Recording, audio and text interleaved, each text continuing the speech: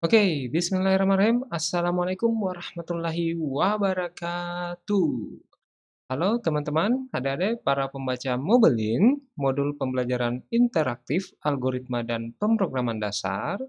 Selamat datang kembali di channel Pak Coding, rumah para programmer pemula. Ya, oke. Jadi pada video kali ini saya akan membahas mengenai notasi algoritma, ya.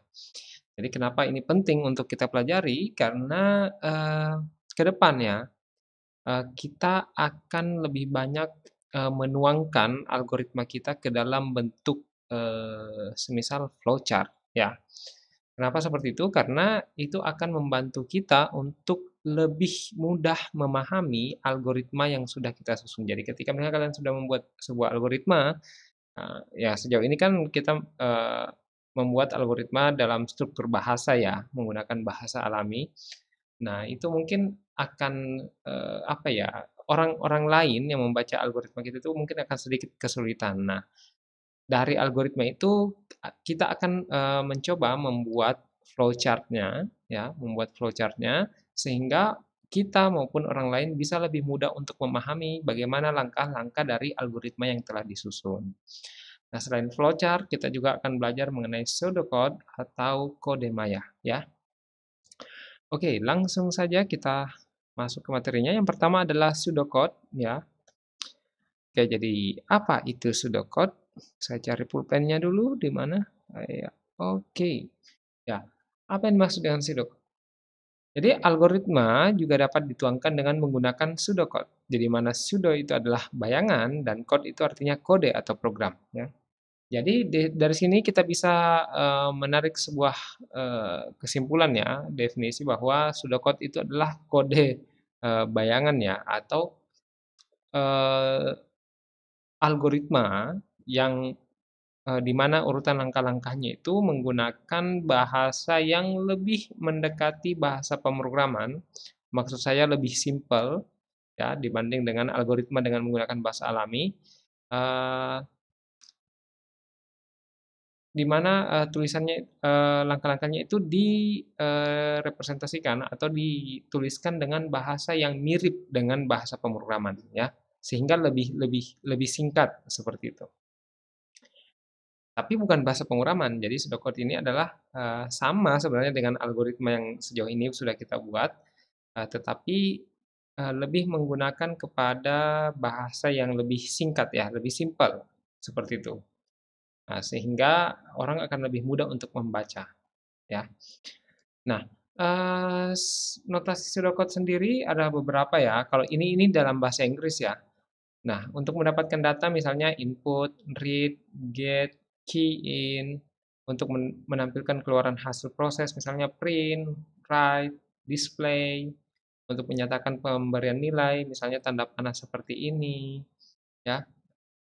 Kemudian, untuk menyatakan proses pemilihan misalnya if kondisi benar, kemudian prosesnya seperti apa, lalu kalau misalnya kondisinya salah, prosesnya seperti apa, dan end if, ya.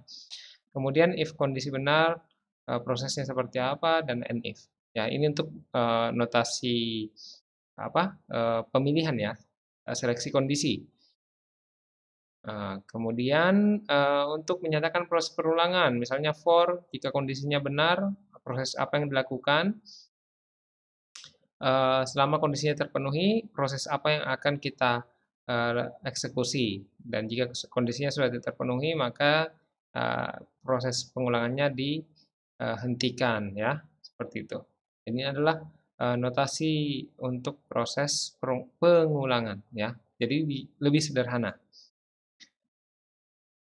Ya, ini, bentuk yang lain ya, bentuk yang lain ada while, ada do while, ada for ya. Oke, kemudian kode maya. Kode maya ini sebenarnya adalah versi bahasa Indonesia dari, pseudocode tadi ya. Nah, selain menggunakan flowchart dan pseudocode, kita juga dapat menuangkan algoritma ke dalam bentuk pseudocode versi bahasa Indonesia atau yang disebut dengan kode maya atau kode bayangan ya, kode semu, bisa istilahnya sama lah. Nah, misalnya nih seperti ini. Misalnya ada masukan di sini dia tentukan dulu ada masukannya panjang dan tinggi masing-masing dinding, keluaran eh, cat yang diperlukan. Ini kita ingin mengetahui ada berapa kaleng cat yang diperlukan untuk mengecat dinding ya, dinding M kali N meter persegi jika diketahui bahwa satu kaleng cat itu eh, dapat digunakan untuk mengecat dinding seluas 12 meter per segi ya. Nah, em, jadi yang perlu diingat adalah bahwa notasi algoritma itu tidak ada ketentuan khusus ya, tidak ada aturan khusus bahwa harus aturannya seperti ini, seperti ini, seperti ini, itu tidak ada. Jadi tergantung dari bagaimana kita ya, bagaimana buku apa yang kita ikuti, itu ada banyak versi, tapi intinya ini yang saya jelaskan adalah yang secara umum ya. Walaupun ada perbedaan cara penulisan, ada perbedaan notasinya, itu adalah hal yang wajar saja dan eh, intinya adalah bagaimana kita bisa membuat orang yang membaca algoritma kita itu bisa paham. Intinya di situ. Ya, jadi tidak ada ketentuan yang betul-betul khusus yang jika misalnya dilanggar maka pseudoket atau kode maya kita itu salah atau flowchart kita salah itu tidak ada. Intinya yang penting adalah bagaimana algoritma kita dapat terbaca dengan baik dan urutannya logis ya, untuk menyelesaikan suatu masalah. Oke. Nah, di sini bisa kita lihat prosesnya adalah yang pertama adalah baca panjang satu, tinggi satu, panjang 2, tinggi 2. Kemudian luas ya, ini tadi adalah untuk penginisialisasian nilai ya atau pemberian nilai. Jadi nilai luas ini diperoleh dari hasil perkalian antara panjang kali tinggi ditambah hasil perkalian panjang 2 kali tinggi 2 ya. Nah, jadi nilai luas ini diperoleh dari hasil perhitungan ini. Kemudian banyaknya kaleng, variabel kaleng ini memperoleh nilai dari luas ya. Oh maaf, ini huruf besar ya, huruf besar. Luas per 12 ya. Luas per 12. Kenapa di sini 12? Karena itu tadi satu kaleng itu bisa mengecat 12 meter persegi ya. Bisa digunakan untuk mengecat dinding 12 meter persegi. Sehingga dibagi 12. Nah, hasil dari luas dibagi dengan 12 ini akan diperoleh banyaknya kaleng cat yang diperlukan ya sesuai dengan panjang tinggi yang diinputkan ini. Nah, dari sini setelah ini baru kemudian diperintahkan untuk mencetak string kebutuhan cat sama dengan isi dari kalengnya. Maaf, ini huruf besar ya, huruf besar. Kenapa huruf besar? Karena di sini huruf besar ya. Jadi harus sama persis agar tidak membingungkan. Apalagi kalau misalnya kita menggunakan C++, nah itu kan huruf besar dan kecil itu dianggap berbeda ya. Jadi ini untung kelihatan ya. Nah, jadi perlu diingat di sini bahwa nama variabel harus sama persis dengan yang sudah dideklarasikan. Ya, oke. Ini contoh ya, contoh kode maya. Ini menggunakan bahasa Indonesia ya. Kalau bahasa Inggris ya berarti write atau read ya. Kalau cetak berarti print ya, seperti itu. Intinya bagaimanalah kita bisa membuat orang-orang yang membaca kode kita itu algoritma kita itu menjadi lebih mudah untuk memahaminya. Nah, ada satu cara lagi sebenarnya yang bisa kita gunakan untuk menggambarkan algoritma kita, yaitu dengan menggunakan flowchart. Nah, apa yang dimaksud dengan flowchart? Jadi flowchart ini merupakan suatu bagan dengan simbol-simbol tertentu yang menggambarkan urutan proses secara mendetail dan hubungan antara satu proses dengan proses lainnya dalam suatu algoritma, ya. Jadi flowchart ini lebih kepada apa ya? Istilahnya simbol-simbol, ya. Simbol-simbol yang kita rangkai sedemikian rupa untuk memberikan gambaran urutan langkah proses dari algoritma yang sudah dibangun. Ya, jadi kita menggambarkan algoritma tadi yang dalam struktur bahasa itu ke dalam bentuk simbol-simbol ya, gambar-gambar dengan urutan dan rangkaian tertentu. Nah, sebelum masuk ke contoh flowchart, kita perlu mengetahui dulu apa simbol-simbol dari flowchart itu sendiri. Nah, yang pertama adalah ada arah panah ya. Arah panah itu adalah atau yang biasa disebut dengan flow direction. Flow direction. Jadi simbol ini digunakan untuk menghubungkan antara simbol yang satu dengan simbol yang lainnya ya. Simbol ini juga disebut sebagai connecting line ya. Jadi arah panah. Jadi panahnya harus jelas ya. Kalau arahnya ke atas berarti arahnya ke atas, pakai panah atas. Kalau ke bawah ya berarti pakai panah bawah. Intinya ini adalah digunakan untuk mengkoneksikan antara simbol yang satu dengan simbol yang lain. Misalnya seperti ini, ada simbol seperti ini, kemudian panahnya seperti ini. Nah, berarti kan prosesnya berjalan ke kanan ya, seperti itu. Oke, kemudian simbol yang kedua adalah terminator. Nah, terminator ini adalah digunakan sebagai simbol permulaan, start dan stop atau end ya. Misalnya seperti ini, mulai ya, ditulis ya di tengahnya mulai. Kemudian sekian-sekian ada banyak proses di sini, kemudian di sini di akhir selesai. Nah, seperti itu ya. Mohon maaf ya, gambarnya tidak mirip karena saya menggambarnya pakai mouse. Oke. Jadi ingat ya, ini untuk memulai dan mengakhiri ya. Kemudian ini adalah simbol keluar masuk atau penyambungan proses dalam lembar halaman yang sama. Jadi misalnya ada lembaran di sini kalian menggambarkan flowchart-nya, kemudian ada flowchart di dalam, terus misalnya seperti ini, letak di sini, kemudian karena ruangnya sempit, akhirnya kalian nyambungnya di sini misalnya. Ya. Nah, kasih simbol misalnya A, maka di sini A. Artinya kita bisa mengetahui bahwa oh kalau misalnya dari sini dia ke A, cari simbol A ini. Nah, seperti itu. Nah, ini masih digunakan kalau masih di halaman yang sama, ya. Tapi kalau di halaman yang berbeda berarti kita menggunakan ini, ya. Misalnya ada dua halaman ini, ya. Karena flowchart-nya panjang akhirnya tidak muat dalam satu halaman. Nah, sehingga kita menggunakan flowchart ini di halaman yang berbeda, tetapi dengan menggunakan simbol yang sama.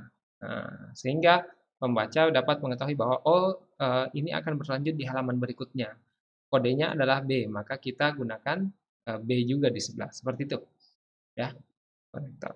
Kemudian processing atau proses. Nah, simbol dari proses adalah kotak seperti ini. Jadi proses itu misalnya I sama dengan 10 ditambah A. Nah, ini kan adalah proses penyembelahkan untuk disimpan di variabel I. Nah, ini untuk menggambarkan proses, maka yang digunakan adalah simbol processing ini ya. Oke, kemudian manual operating ini tidak perlu sih ya. Soalnya kita akan membuat program. Nah, ini decision. Nah, decision itu adalah eh, kita gunakan untuk seleksi kondisi ya sebenarnya, tapi ini juga akan bisa digunakan untuk perulangan. Jadi untuk menentukan apakah suatu kondisi itu terpenuhi atau tidak. Misalnya 5 lebih besar daripada A. Nah, jika true, dia kemana? Jika false, dia kemana? Nah, output dari decision ini hanya dua ya, yaitu true dan false. Kalau ini seperti ini benar, tapi kalau misalnya di sini ada true lagi, nah ini keliru ya, keliru. Oke? Atau misalnya di sini false, ini keliru. Jadi hanya ada satu true dan atau satu false yang boleh yang keluar dari simbol decision ini ya. Nah, itu perlu dicatat baik-baik karena ada banyak yang keliru menggunakan simbol ini. Kemudian simbol input atau output. Nah, simbol ini digunakan untuk sebagai simbol ini apa ya? Untuk membaca inputan atau eh, mengeluarkan output. Ya, misalnya di sini misalnya read A. Nah, berarti ini adalah inputan, ya kan? Kalau misalnya dia sebagai output, berarti print misalnya print B. Nah, ini sebagai output ya. Oke, gampang lah ini untuk cari. Nah, ini adalah simbol untuk pelaksanaan suatu bagian atau subprogram atau prosedur. Jadi ini subproses ya, predefined process. Oke, berikutnya adalah jenis proses dalam flowchart. Jadi, jenis proses ini berkaitan dengan, struktur dasar algoritma ya, yang sudah kita pelajari, yaitu ada struktur, runtutan atau sequence ya, ada percabangan atau decision, kemudian ada, perulangan ya. Nah, yang pertama adalah contoh flowchart untuk sequence ya. Di sini saya sudah menyediakan, contoh algoritma untuk menghitung luas persegi panjang ya. Algoritma dalam, untuk menghitung luas persegi panjang ini dalam struktur bahasa seperti ini, yaitu ya mulai, kemudian masukkan data panjang, masukkan data lebar, hitung luas, di mana luas itu diperoleh dari hasil perkalian antara data panjang dan data lebar. Kemudian luas, tampilkan nilai luas. Nah, dari sini kita bisa mengidentifikasi inputnya adalah ini dan ini adalah input, ya kan? Kemudian ini adalah proses, dan ini adalah output. Nah, kalau kita tuangkan, algoritma yang dalam struktur bahasa ini ke dalam, bentuk flowchart, maka seperti ini. Yang pertama adalah, mulai. Mulai ini ingat kembali ini adalah terminator, ya.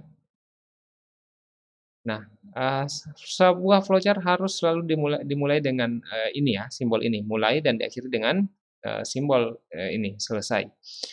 Nah, di sini kita bisa lihat data yang di-input adalah data panjang dan lebar, sehingga di sini ada perintah untuk baca panjang, baca lebar. Nah, kemudian kenapa simbolnya, seperti ini? Ya, seperti yang sudah saya jelaskan tadi, bahwa untuk simbol input dan output itu menggunakan simbol seperti ini, ya. Nah, di sini setelah mulai baca panjangnya, kemudian baca lebarnya berapa, lalu kemudian ada proses. Nah, proses ini bentuknya kotak, ya, bukan kotak ya, persegi panjang seperti ini, ya. Di mana di dalamnya prosesnya adalah nilai luas diperoleh dari panjang kali lebar. Jadi kalau panjangnya 2, lebarnya 10, berarti 2 kali 10, hasilnya itu akan disimpan di variabel luas. Lalu kemudian di sini adalah output. Nah, ingat output itu sama simbolnya dengan input. Nah, sehingga di sini perintahnya adalah cetak luas dengan menggunakan simbol ini, ya. Oke. Nah, jadi seperti itu kalau, sequence ya. Jadi ingat sequence itu adalah, berurut ya. Jadi langkah kedua akan dieksekusi jika langkah pertama sudah dieksekusi. Nah, setelah langkah kedua, maka ada langkah ketiga yang akan dieksekusi. Nah, itu artinya sequence ya, berurutan, sesuai dengan urutannya. Lalu bagaimana kalau bentuknya adalah decision atau seleksi kondisi? Nah, di sini saya juga sudah memberikan satu contoh. Misalnya di sini ada algoritma untuk menentukan nilai lulus. Nah, misalnya saya dapat 100, itu lulus atau tidak? Saya dapat 10, itu lulus atau tidak? Nah, di sini algoritmanya adalah ya mulai, kemudian masukkan nilai akhir atau NA, baca nilai akhir, ini anggaplah di-input dari keyboard ya, maksudnya seperti itu. Kemudian setelah di-input, sistem membaca, baca nilai akhir, periksa apakah NA lebih besar daripada 65. Jika benar, maka lanjut ke langkah kelima. Nah, misalnya NA yang saya inputkan adalah 70, maka ini akan bernilai benar. Karena bernilai benar, maka saya diperintahkan untuk lanjut ke langkah ke-5. Nah, di langkah ke-5 perintahnya adalah tampilkan lulus, lalu ke langkah ke-7. Nah, sehingga ditampilkanlah nilai lulus, lalu kemudian programnya selesai. Langkah ke-6 tidak dieksekusi. Karena kan di sini kita diperintahkan untuk lompat ke langkah ke-7 kan? Ya, seperti itu. Tapi kalau misalnya, eee eee oh maaf, ini jika benar lanjut ke langkah 5 ya. Nah ya, langkah 5 tampilkan lulus, ya, udah benar. Lulus lanjut lalu ke langkah ke-7 selesai. Berarti yang tercetak adalah lulus. Nah, kalau misalnya nilai saya 50, nah di sini dicetak apakah NA lebih besar daripada 65? Jawabannya tidak. Nah, karena tidak maka salah, karena salah maka lanjut ke langkah ke-6. Langkah ke-6 tampilkan tidak lulus dan selesai. Oke? Nah, jadi, jika dibentuk dalam flowchart ya seperti ini. Ingat ada mulai, ada selesai, ya. Nah, kemudian setelah mulai baca NA, nilai inputannya dibaca, anggaplah NA-nya saya berikan nilai 60, misalnya ya, eee, 70 lah, ya.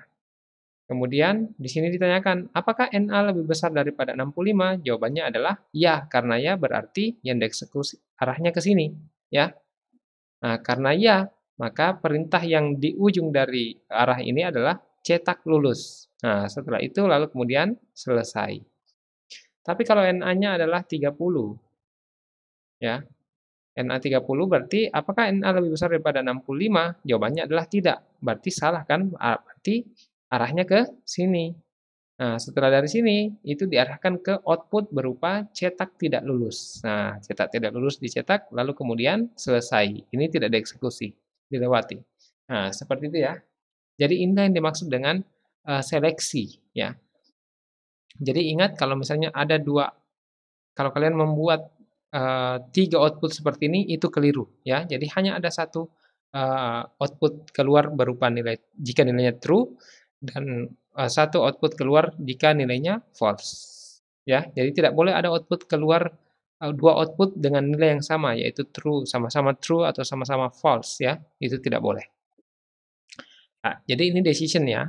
Inilah yang dimaksud dengan decision, ya kalau benar ya ke sini, kalau salah ke sini, itu maksudnya. Kemudian yang ketiga adalah repetition atau perulangan ya, pengulangan. Misalnya mencetak angka 0 hingga n ya, mencetak angka 0 hingga n.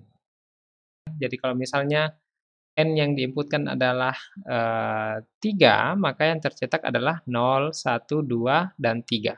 Seperti itu. Nah, di sini kita lihat terlebih dahulu algoritmanya dalam struktur bahasa. Jadi yang pertama, langkah yang pertama adalah mulai, kemudian masukkan nilai n, baca nilai n, lalu kemudian tentukan nilai i sama dengan 0, kemudian periksa nilai i apakah lebih besar daripada n. Jika benar, maka lanjut ke langkah 8, jika salah lanjut ke langkah 6. Contohnya misalnya seperti ini ya. Anggaplah n-nya sama dengan 2 misalnya, ya. Berarti kan ya kita sudah mulai masukkan nilai n yaitu 2, kemudian baca nilai i sama dengan 0, i-nya adalah 0. Kemudian periksa apakah nilai i lebih besar daripada n. Nah, apakah 0 lebih besar daripada 2? Jawabannya adalah tidak. Karena tidak atau salah, maka lanjut ke langkah ke-6. Langkah ke-6 yang mana? Yaitu yang ini ya.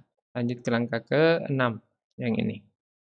Nah, di langkah ke-6 itu diminta untuk mencetak i, sehingga di sini dicetak ya. Anggaplah ini layar monitor nih. Cetak i, i-nya berapa? 0. Nah, kemudian setelah langkah ke-6 ada langkah ke-7 yaitu tambah i dengan 1, lalu kembali ke langkah ke-5. Tambah i dengan 1, jadinya sekarang i-nya adalah 1. Kemudian kembali ke langkah ke-5. Langkah ke-5 dicek lagi apakah i lebih besar daripada n, apakah 1 lebih besar daripada n, jawabannya adalah tidak atau salah ya. Sehingga lanjut ke langkah 6 kembali, cetaklah i, ya kan.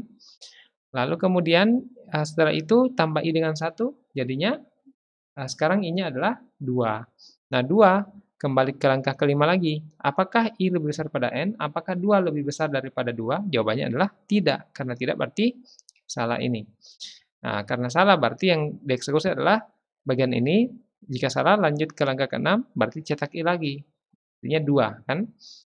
Setelah itu tambah i dengan 1 jadinya i sekarang adalah 3. Nah, 3 setelah ini jadi 3 lalu kembali lagi ke sini ke langkah ke-5, periksa apakah i lebih besar daripada n, apakah 3 lebih besar daripada 2? Jawabannya adalah benar. Karena benar yang dieksekusi adalah bagian ini. Yaitu lanjut ke langkah 8. Langkah ke-8 adalah selesai, berarti ya selesai. Nah, itu adalah prosesnya dalam struktur bahasa ya.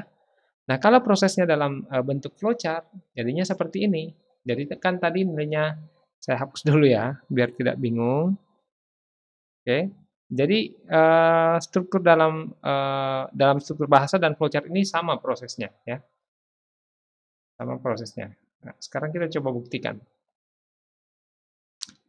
Eee, Misalnya n-nya adalah 2 ya. Ya kita kembali ke 2 lagi. I-nya misalnya sudah dibaca 2, kemudian nah ini ya, ini input ya, baca n, karena di-input berarti ya simbolnya adalah input.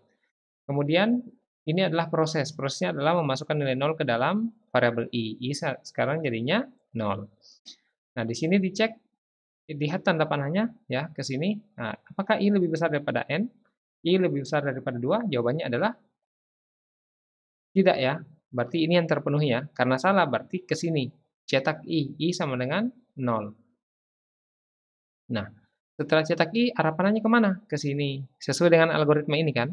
Ke sini. I plus plus. I-nya sekarang jadi 1. I plus plus itu artinya tambahkan I dengan 1 ya. Nah, sudah ditambahkan I dengan 1, kembali ke sini, dicek lagi. Ya kan? Sama tadi dengan langkah ini. Ya kan? Kembali ke sini. Nah, apakah sekarang I sekarang ini lebih besar daripada N? Jawabannya adalah tidak. Kenapa? Karena I sekarang 1, N-nya 2. Dan I artinya I tidak lebih besar daripada N. Artinya syarat ini bernilai salah. Ya kan? Karena salah arahnya ke sini, cetak I lagi. Nah, setelah cetak I ke sini, I tambah 1 jadinya sekarang I-nya adalah 2. Nah, dari sini mengalir ke sini ya. Lalu kemudian dicek lagi apakah I lebih besar daripada N? Jawabannya adalah masih belum atau keliru. Nah, sehingga yang terpenuhi adalah bagian ini, salah. Sehingga ke sini. Nah, dicetaklah I saat ini. I saat ini adalah 2. Nah, 2 setelah cetak 2, I-nya ditambah 1 jadinya 3. Nah, 3 kembali ke sini dicek lagi apakah I lebih besar daripada N? Apakah 3 lebih besar daripada 2? Nah, jawabannya sudah benar, ya kan? Terpenuhi. Nah, benar, berarti arahnya ke sini, ya. Arahnya ke sini.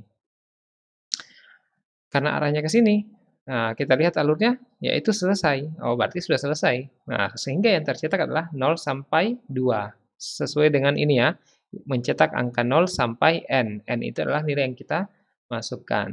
Oke, ini sama sama ya. Ya. Oke, teman-teman, itu yang bisa saya jelaskan mengenai materi pada video ini.